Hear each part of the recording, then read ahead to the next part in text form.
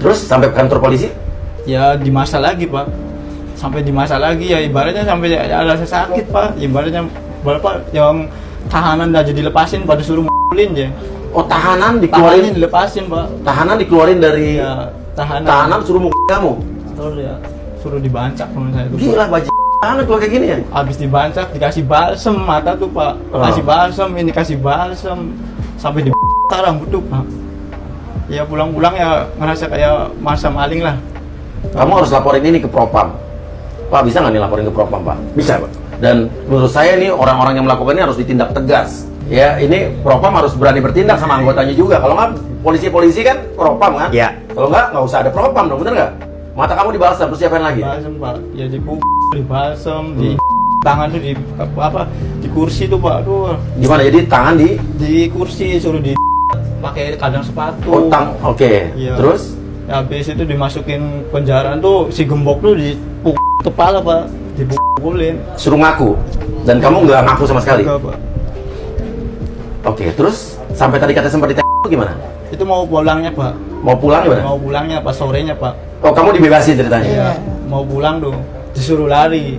Saya lari nggak mau. Cuman udah Pak, masih mending saya mati di depan daripada saya lari. Oh, jadi kamu disuruh lari dari? Ya, dari kanit tuh, suruh lari keluar. Oh, takutnya kamu berpikir disangka melarikan diri terus kamu ditembak gitu ya? Iya. Takutnya gitu ya? Terus? Akhirnya di depan. Ditembak di mananya? Ya, ya maksudnya langsung di sini. Ditembak pakai apa? Pakai itu pistol Pak. Pistol apa kok nggak bolong? Karet, langsung karet. Ya keras lah Pak. Ah. Peluru karet. Oh, peluru karet gitu kan? Ya, habis 3 kali langsung disuruh pulang aja Pak. Oh, berarti bisa dibilang dia beruntung karena dia bersih teguh, bersih keras, walaupun dipukulin, disikat, dibalsem matanya, dia bilang enggak. Iya. Kamu keluar. Keluar. Nah, kakak kamu Eka Sandi malah masuk. Kenapa kira-kira dia masuk, kamu enggak? Nah, kira-kira kalau kakak kamu Eka Sandi kenapa bisa masuk? Ya nya lebih keras Pak. Lebih banyak yang mukul. Sampai kayak dilakuin kayak binatang lah gitu di sana tuh Pak. Kamu lihat kakak kamu dibukul? Lihat Pak yang barang dipukul barang di situ tuh Pak. Sampai ya, sudah kamar tuh darah Pak. Banyak darah. Sampai ya dengan yang bisa jalan sampai ibaratnya. Cuma jalan aja ngesot Pak, pulang tuh. Itu dalam satu sel ya? Satu sel. Ini kayaknya sistem kepolisian kita tuh harus dirubah loh nih.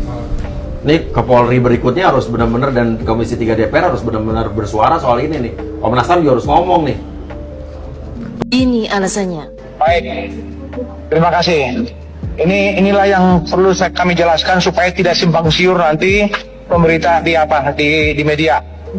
Bahwa ketika klien kami ditangkap, sebelum kami ditunjuk sebagai kuasa hukum oleh orang tua daripada almarhum namanya Rudiana, waktu itu dia bertugas di Sat Narkoba Polres Kota Cirebon, itu tidak diserahkan ke unit reskrim, tetapi dibawa ke kantornya dia, ke ruangannya dia di unit narkoba. Maka di sanalah mereka diperlakukan tidak manusiawi, dipukulin dengan berbagai cara, dengan tuduhan-tuduhan seolah-olah mereka melakukan pembunuhan. Dan secara gamblang bisa dilihat di berbagai media ada foto-foto mereka yang sudah babak karena mereka tidak tahan siksaan yang dilakukan oleh kepolisian Resort Cirebon Kota. Akhirnya mereka pasrah dengan kondisi apapun asalkan mereka tidak disiksa lagi. Itu kira-kira awal daripada sejarahnya. Kasus kepergian Vina dan Eki terus menjadi trending topik. Bahkan nama Ibtu Rudiana, ayah Eki, ikut terseret dalam lingkaran masalah tersebut. Diungkap oleh sosok wanita yang bernama Widya. Kepergian Vina dan Eki terjadi di latar belakangi oleh kasus lain, yakni kasus barang haram. Mudah-mudahan si gendut itu ya, seorang oknum polisi itu ya bisa membuka suara. Jangan kerjasama dengan Ibtu Rudiana. Saya harap semoga oknum polisi tersebut bisa membuka kejujuran. Jangan melindungi walaupun keponakan atau masih saudaranya, ya kan? Banyak hal yang janggal ketika ditanya wartawan, ya kan? Seperti itu kan?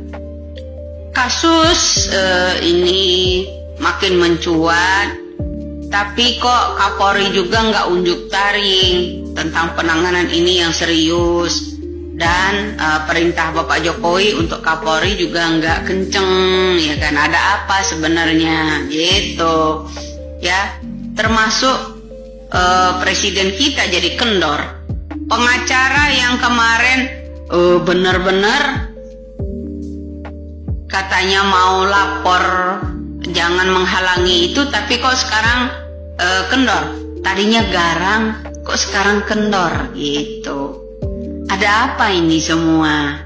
Ya, lama-lama kasus yang namanya korupsi tenggelam ini juga nggak selesai, gitu. Ya cobalah Bapak Kapolri ya unjuk taring kek, ya, injek gas nih ya. Malah ada yang mengganti nama, ya kan? Nah, apa kabar tuh keponakan kita yang masih di Taruna? Ya begitu.